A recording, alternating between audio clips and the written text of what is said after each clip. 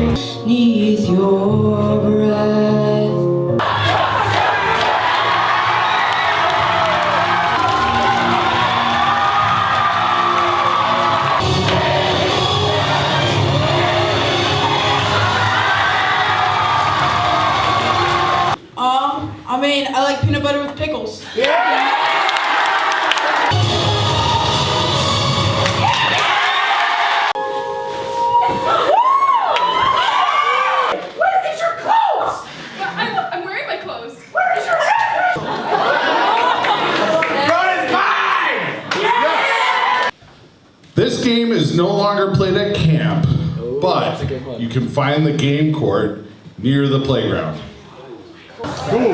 Daniel? Shuffleboard! Yeah! Shuffleboard! What is shuffleboard? The best looking, coolest, and most fun Sahakian. It's Samuel, he's back home. It is Samuel. The elusive Evan fish.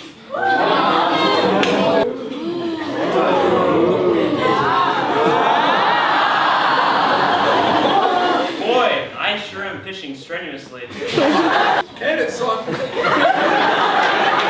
know how I feel about recreation. There's not even bait on the hook. How are we supposed to catch anything? Lincoln, you are my least intelligent child.